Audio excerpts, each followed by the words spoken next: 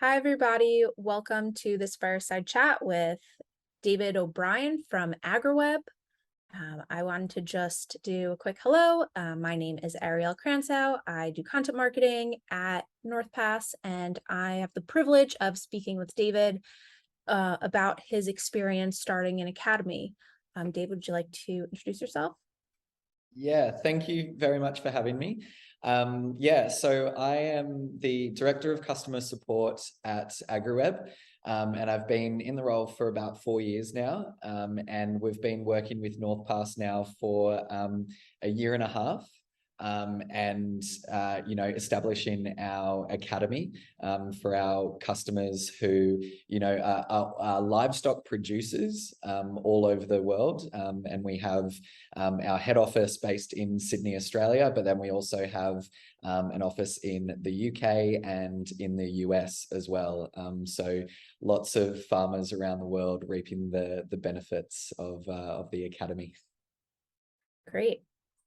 It's really good to hear. And I think it's incredible what you guys are doing, bringing, I don't think people think about agriculture and technology, but there's so much technology in agriculture. And so to me, at least, it's not a surprise that it's taken a turn to using an online academy as well. And so one thing that our customers and people who we speak to always talk about is that creating an academy isn't always, the easiest decision or the first thing that you think of when it comes to customer success. Can you tell me what it was like at AgriWeb doing customer success before starting the academy? Yeah, absolutely. And so I guess a bit of context around the product and the service that AgriWeb offers. It's a livestock business management tool. So it's a software for producers to record all that happens across their farm, from pasture management to the livestock movements and treatments that they have to do. And then what that does, through that data, we actually deliver insights to them through reporting and analytics that enables them to make informed decisions to improve their business, whether that's from a productivity standpoint or from a profitability standpoint. So really the key thing is that, first of all, we need to encourage adoption with the customers.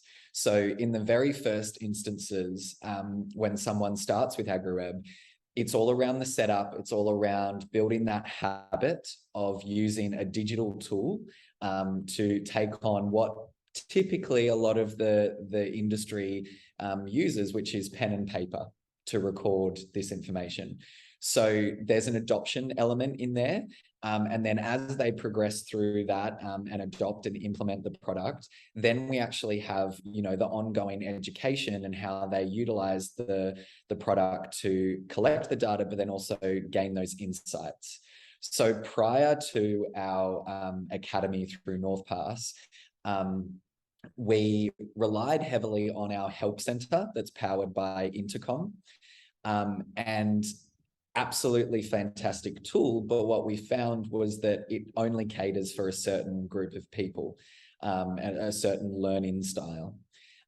So what we wanted to do was expand our ecosystem of support materials and tooling so that we could reach more people. And I think one of those elements is that with our customer base, people are based regionally, and it's not the easiest thing for us to get in front of them or to gather them, in a city at a conference together, that sort of thing. So we really have to be creative, innovative with how we get in front of our customers and make it as easy as possible. So that's where we wanted to explore how could we scale the education and the knowledge, and how do we cater for those different learning styles. And I think, a natural next step to build on the help center and our online, support model was to bring in an LMS function that allowed the customers to take on that self-serve approach for their learning. Yeah, so it seems like there was a little bit of an aha moment there where you realized that you needed sort of a next level way to get your customers engaged with the platform, and realizing that people need to learn online since your customers are regionally based. Was there one particular moment that was the moment where you said, like, this is it? Did something happen, or was it just more of a gradual movement in the direction of customer education? Yeah, I think a bit of both. Um, Definitely there was the understanding that yes, we need to add something else into the mix. We need to cater for other styles.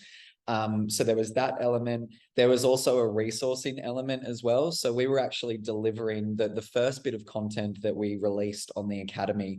We were actually delivering that in a very manual sense. So weekly sessions that we'd book customers into and things like that. And what we found was, because we were delivering the same content weekly, it was getting really repetitive. And we made the decision that, you know what, we can actually use this, one-on-one time to go through more dynamic content and content that's a bit in more depth than the, sort of the initial pieces that we were working with. So there was that element too. And then I think a large part of it was also COVID. With the pandemic, as we know, it shut down so much travel. And that meant we couldn't get out to our customers on their properties, their farms. We couldn't go to the regional field days, which is, the livestock industry's version of, a big conference. We couldn't get to those, where we do a lot of workshops and training.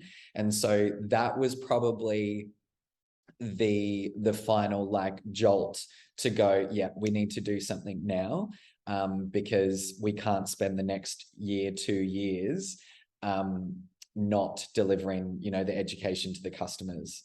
So that all of that combined is what led us to this point. Yeah. So it sounds really like there's a lot of things coming together all at once that made the realization and the need for a customer academy something that became a priority. And one place where we hear a lot of struggle with is talking with leadership and getting buy-in for the idea, because it requires a lot of resources and a lot of time, whether it's one person or a whole team. It requires getting a lot of things off the ground. And so I'd love to hear a little bit more about how that process was, with getting leadership involved and on board with the idea. Yeah, very good aspect to consider. So we started off with just 3 people focusing on this, and largely we were using it as a bit of a pilot concept and an experiment, really. And at AgriWeb, we do have very much that culture of, let's be innovative. There's not really any fear of trying new things, because in the startup world, that's exactly what you have to do, right? It's always something new. It's always trying something you haven't thought of before. So we initially just started small, concentrated, and we got to the point of understanding, okay, this feels like the right direction based off feedback and our gut instinct. And then we built the case.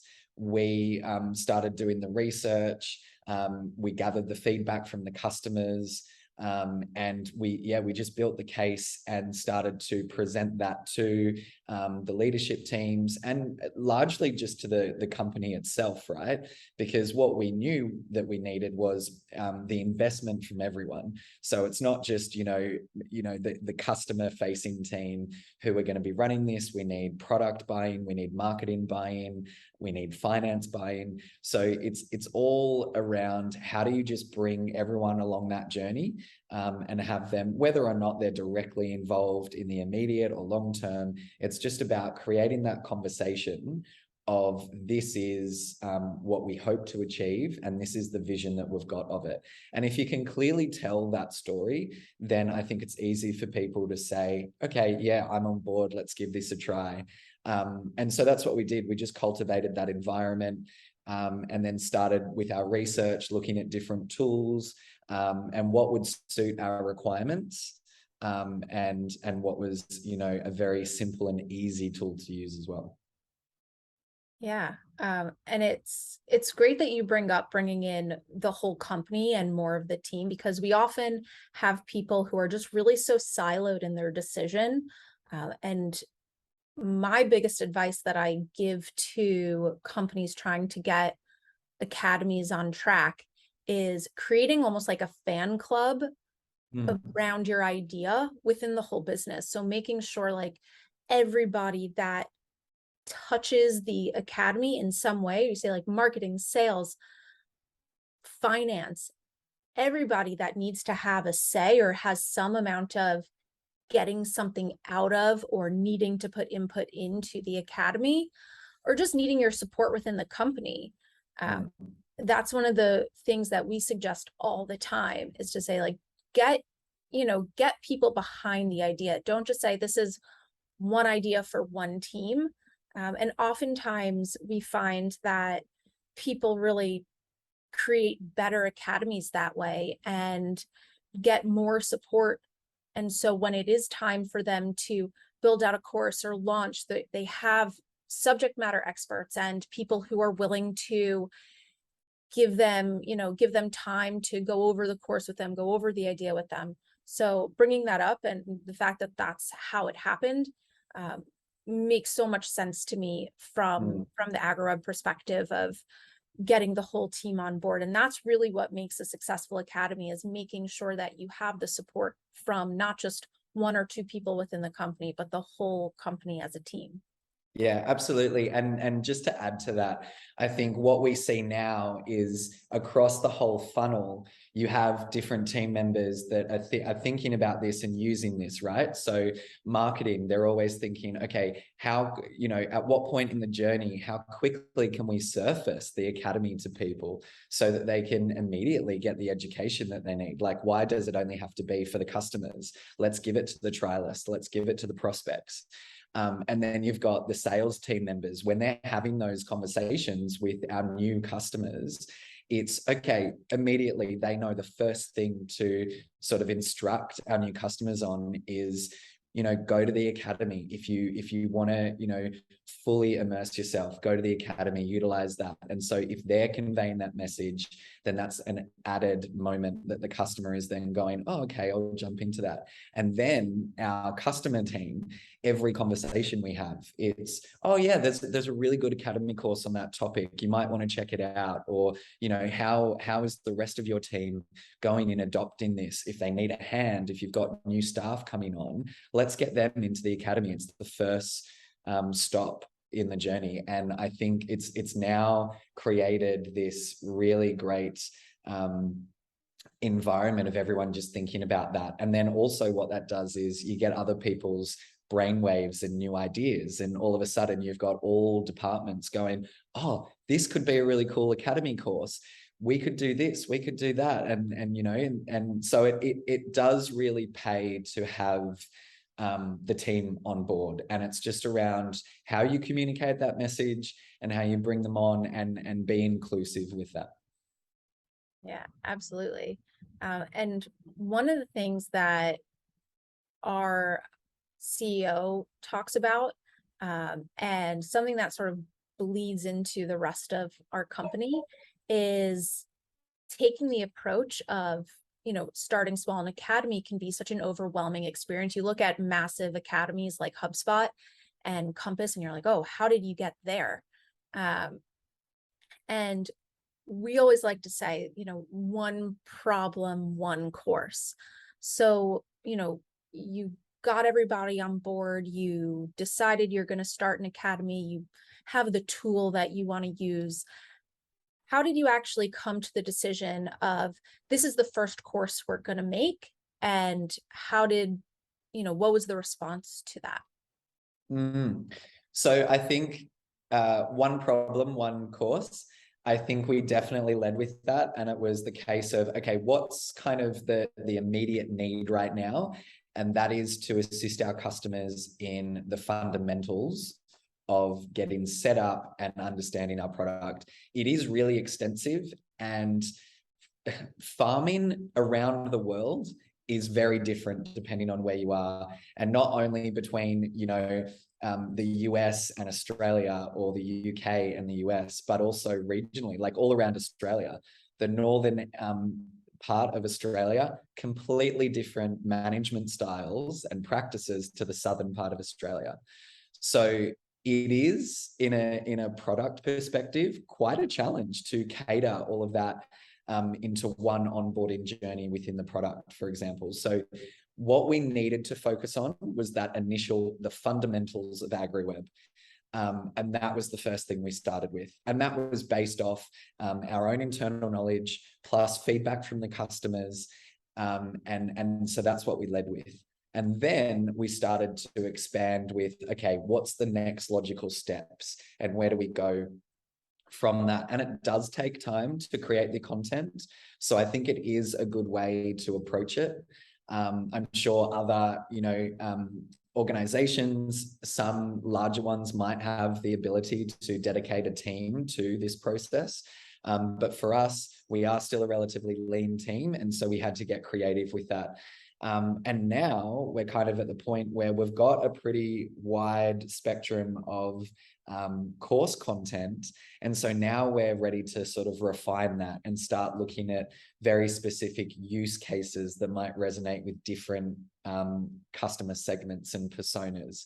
And so it's actually really nice to see we've been using it long enough now that I'm starting to see the evolution start to happen, and our perspective shifts on how we want to, frame certain concepts and content in there. And I think that's all very exciting to see where it goes.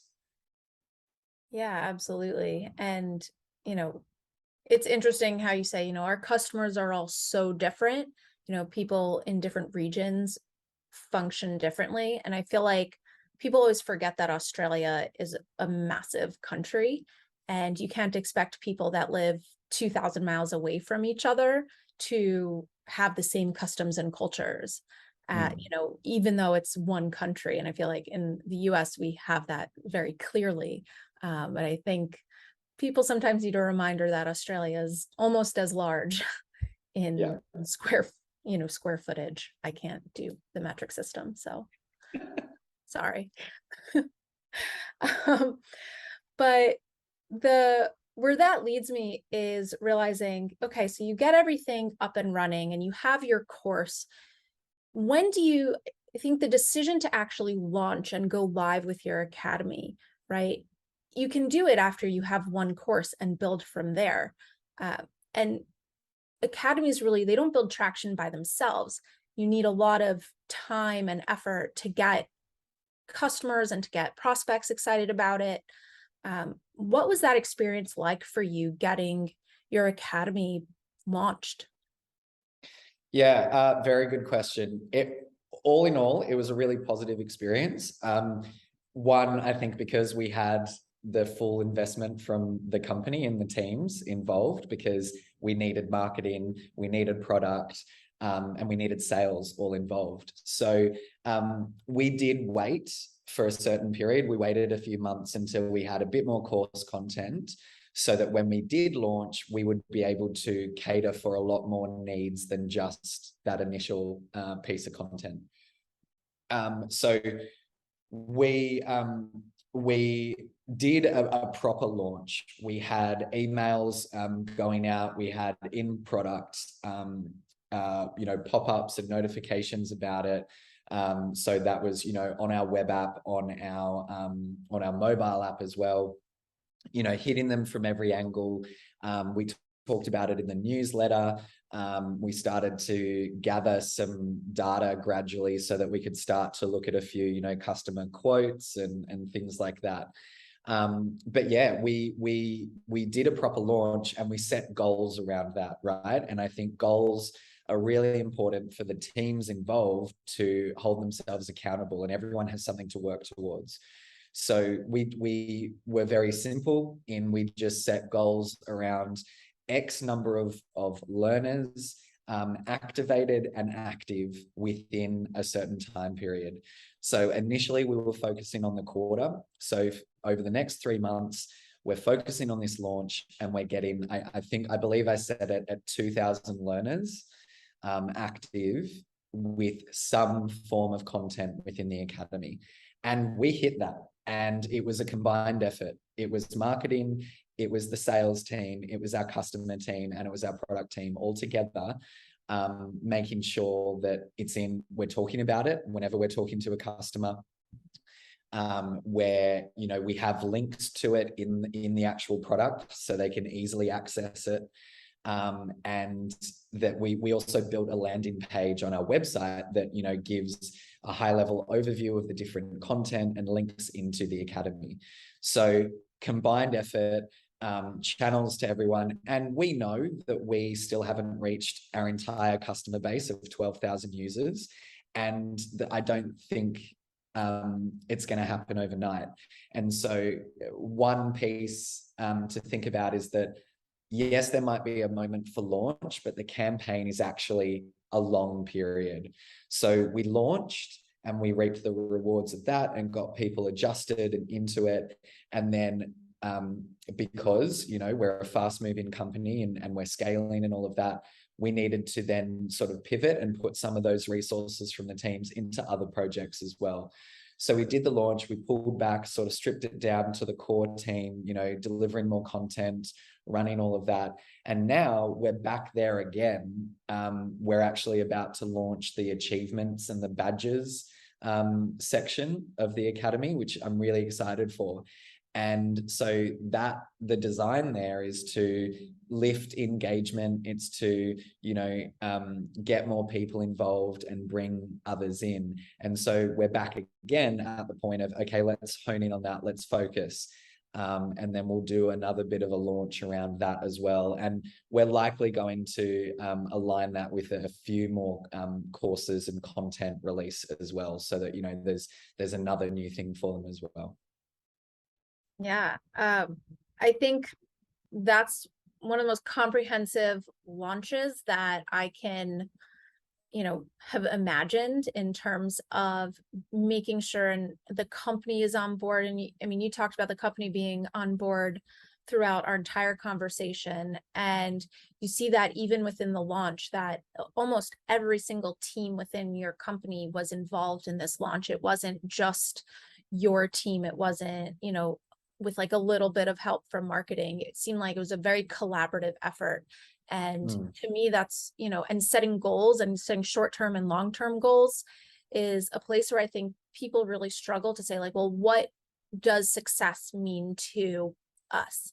And what does success mean in a longer term strategy? And how do you one up it once you've hit those goals? And I think what you're talking about with now, you almost have another launch coming your way. And I think you've been doing this for a little over a year at this point. And so moving into that sort of next stage of badges and creating courses around certifications. And I think that that's something where an academy can only grow from there, because if somebody is certified or feels really committed to the company and to the product, they're only going to create more good things from that. And they're only going to have more success with the product. I'm really excited for you guys on that launch. And I can't wait to hear about it. And I can't wait to hear about all the success that you're having with those courses, and, you know, and with the rest of your time, you know, with your customers. I guess to wrap this up, is there any advice that you'd give to somebody listening if they're thinking to start their own academy? Is there anything that you would do differently? Like, is there something where you're looking back and going like, man, I wish I did that? Just sort of one last little tidbit for them. Good question. I think the advice would be that have people invest in it, have the company invest, communicate, over communicate. Each week, you know, when you're having stand-ups and kickoffs and things like that, talk about it, bring the customer feedback into it. And if you don't have that feedback, survey your customers, ask them how they want content and education delivered, what platforms, what topics do they want. And then I think the biggest one is probably start small. You are going to get to that larger vision. You will get there, but start small, because you can, if you've got a lean team, if you're trying to, you know, create the business case, start small and chip away at it. And over time, you will get there. That's where I think we have seen some really great success, is starting small and growing. And, you know, I guess to wrap it up, that has led us to the point where our customers, the feedback we're getting from them is just phenomenal. Like, you know, early on, I didn't realize the impact that it would have, but to hear customers at these, you know, regional field days, being in front of them and hearing them talk about how the academy has actually empowered them to adopt the product, to communicate better with their staff and their families, in how they use the technology. Like we're talking about livelihoods here, like farming, ranching, it's a livelihood. And to have that impact simply through allowing people to learn in their own time, at their own pace, is a pretty powerful thing. And so I think that's where we're, yes, talking about numbers and hitting goals and everything. I think the true success for us has been seeing our customers, you know, love this process and understanding that that's the impact that we were striving for. And yeah, I feel like that's probably the best way to wrap it up. If you can achieve that, then I think that's what I'd call success. Great. Well, I look forward, and on behalf of the rest of the Northpass team, like we're all really excited about the AgriWebb Academy and seeing where it's going to be in another year from now. So thank you so much for taking the time to talk with us. No worries. Thank you very much for having me.